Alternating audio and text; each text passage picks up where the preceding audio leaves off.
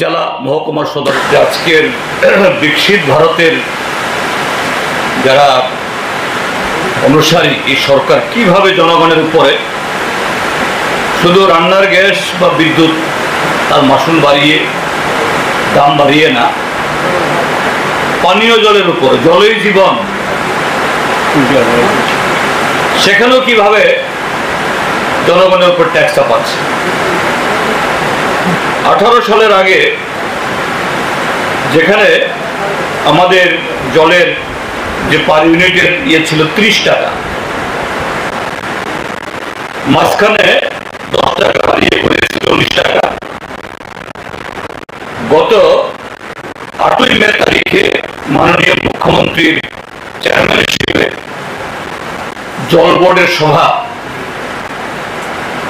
সভা করার পর সাধারণত এরকম যদি মন্ত্রীদের উপস্থিতিতে বা কোনো বোর্ডের সিদ্ধান্ত হয়, সঙ্গে সঙ্গে প্রকাশ করা হয়, নোটিফিকেশন জারি করা হয়, মন্ত্রীরা আলো করে প্রেস কনফারেন্স করেন, ব্রিফিং করেন।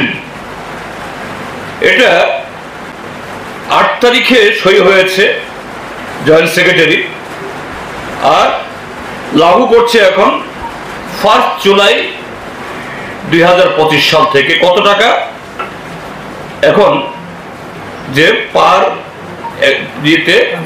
পার কানেকশনে পার মান্থ 40 টাকা, অর্থাৎ 7.5 বছরে 100% বাড়িয়ে দিল।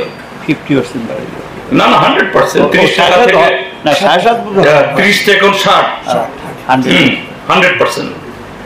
তারপর charge for the regularisation of existing unauthorised connection, যদি কেউ এরকম আনঅথরাইজড দিয়ে থাকে, এটা রেগুলার করতে গেলে পরে, এটা ছিল আগে 1000 টাকা, এটা করেছে 1500 টাকা, এটাও 50% বাড়িয়ে দিল। কিন্তু খুবই অবাক করার বিষয় যে এখানে 3টা ক্যাটাগরি। একটা হলো water charge for commercial connection. Commercial connection কারা নেয়? তাদের ফ্যাক্টরি আছে, আইসক্রিম ফ্যাক্টরি বা আরো এরকম অনেক মিষ্টির দোকান বা এরকম থাকতে পারে যাদের জলের প্রয়োজন। তাদের বেলায় 300 টাকা পার মান্থ, এখনো 300 টাকা, 1% বাড়ানো হয়নি। অর্থাৎ সরকার যাদের পয়সা আছে, মুনাফা করতে পারে, অর্জন করতে পারে, তাদের বেলায় একেবারে দরাস। কিন্তু সাধারণ মানুষ, জল তো সবাই ইউজ করতে হয়। এইভাবেই আমাদের রাজ্যের সরকার জনগণের উপরে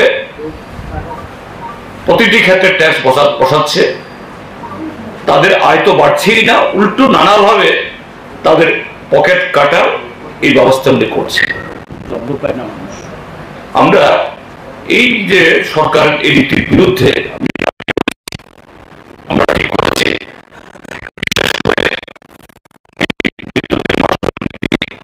এবং স্মার্ট মিটার লাগানোর যে সিদ্ধান্ত, তার প্রত্যাহারের দাবিতে রাজ্যের সব জেলা, মহকুমা এবং এমনকি অন্যান্য জায়গাতেও যেখানে বিদ্যুৎ নিগমের বা বিদ্যুৎ দপ্তর অফিস আছে, সেখানে আমরা প্রথম ধাপে বিক্ষোভ প্রদর্শন করব। এরপরে যদি সরকারের টনক না নড়ে, এরপরও সরকার জবরদস্তি করে কোনো যুক্তি ছাড়া এইভাবে এর সিদ্ধান্ত চাপিয়ে দিতে চায়, আমরা পরবর্তী পদক্ষেপ নেব। এবং এটা খুবই সুখের কথা, আমরা দেখেছি অন্যান্য রাজনৈতিক দল তারাও তাদের মতো করে প্রতিবাদে এগিয়ে এসেছেন।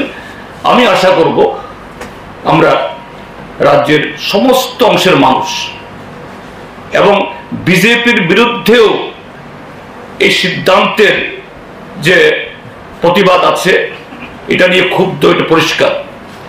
সাধারণত সরকারের এই জাতীয় সিদ্ধান্তের বিরুদ্ধে যদি জনমনে ক্ষোভ তৈরি হয়, সরকারি অফিস থেকেই মন্ত্রীরা প্রেস কনফারেন্স করেন। কিন্তু আশ্চর্যের বিষয়, বিদ্যুতের ব্যাপার কালকে প্রেস কনফারেন্স করছেন বিদ্যুৎ মন্ত্রী বিজেপির পার্টি অফিস থেকে। এখানে এই দুপুরবেলা আহ্বান করতে বাধ্য হয়েছি।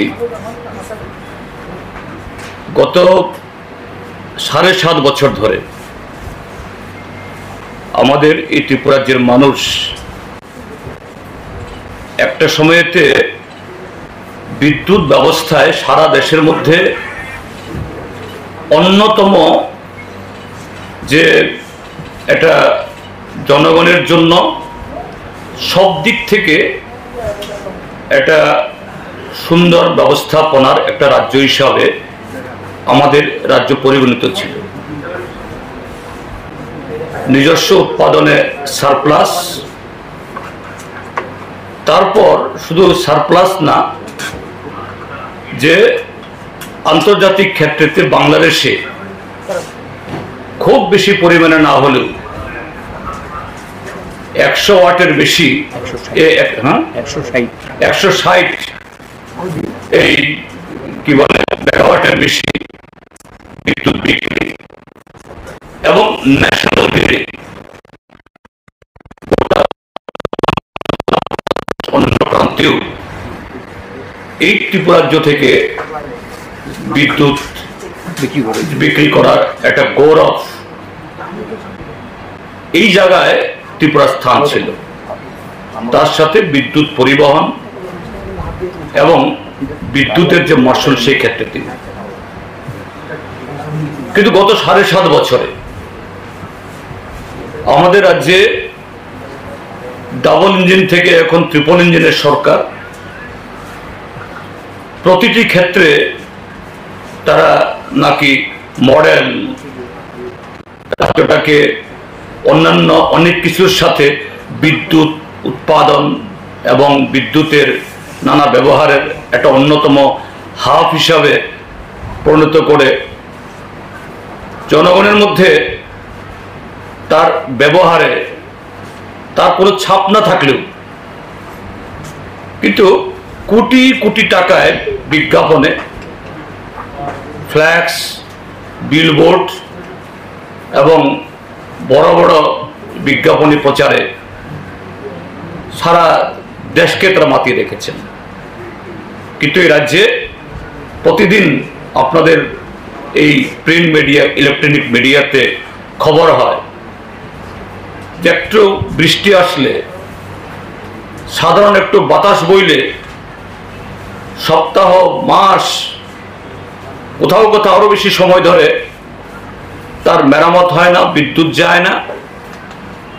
তারপরে দিনে কতবার যে তার এই ফ্লাকচুয়েটিং হয়, ইন্টারাপশন হয়, এর সাথে হলো পাল্লা দিয়ে 6 মাস অন্তর অন্তরেই কেবল মাসুল বৃদ্ধি। এটা নিয়ে দেখেছি এই দপ্তরের ভারপ্রাপ্ত মাননীয় মন্ত্রী গতকাল একটা ম্যারাথন একটা এই সাংবাদিক সম্মেলন করেছেন এবং তিনি যে তার এই বিদ্যুৎ ব্যবস্থার যে বেসামাল অবস্থা, এটাকে সুন্দরভাবে উপস্থাপিত করার জন্য শুধুমাত্র তাদের যে এই বেহাল অবস্থা এটা কি ঢাকা দেওয়া না, এখন নতুন পদক্ষেপ চলছে সারা দেশের সাথে এই ত্রিপুরা রাজ্যেও এই বিদ্যুৎ ব্যবস্থা সম্পূর্ণভাবে বেসরকারি হাতে তুলে দেওয়ার জন্য তার একটা ধাপ হলো স্মার্ট মিটার লাগানো। এটা লাগাতে না লাগাতেই বিদ্যুতের যে বিল, যেখানে 200, 250, 500 টাকা উঠত, কারো কারো এই জায়গাতে 80,000, 90,000, লাখ, তার উপরেও এরকম বিল প্রায় প্রতিদিন রাজ্যের বিভিন্ন প্রান্তে এই ক্ষোভ বিক্ষোভ আশ্রয় পড়ছে এবং তার ভুক্তভোগী আপনাদের মধ্যেও কেউ কেউ গতকাল সেখানে দেখেছি। বিদ্যুৎ মন্ত্রী কোনো যে যুক্তি সহকারে কেন এই স্মার্ট মিটার লাগানো, কেন এই বিদ্যুতের এই বেহাল অবস্থা, এগুলো নিয়ে কোনো জবাব দিতে পারছেন না। গত 7.5 বছরে এই ত্রিপুরা রাজ্যের মধ্যে নিজস্ব ব্যবস্থায় অর্থাৎ রাজ্য সরকার অধীনে দপ্তর বা নিগমের অধীনে 1 ইউনিট, 1 ওয়াট, মেগাওয়াট তো প্রশ্ন ওঠে না, 1 ওয়াট নতুন করে বিদ্যুৎ উৎপাদনের কোনো উদ্যোগ নেই। এখন সারা পৃথিবীতে সোলারের প্রমোশন হচ্ছে।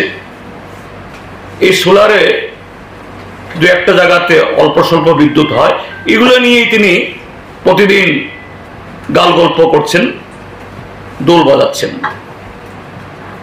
আমরা এই যে রাজ্য সরকারের এই পদক্ষেপের বিরুদ্ধে, বিদ্যুৎকে বেসরকারীকরণ, বিদ্যুতের মাসুল বারে বারে বৃদ্ধি করে একটা অসহায় জায়গাতে নিয়ে যাওয়া মানুষের, তার সাথে পিএনজি এবং সিএনজি পাইপলাইন গ্যাস আর কম্প্রেসড যে গ্যাস যেগুলো দিয়ে গাড়ি চলে ইত্যাদি চলে, বাড়ি বাড়ি গ্যাস, এগুলোরও দাম বাড়িয়েছে বহুবার।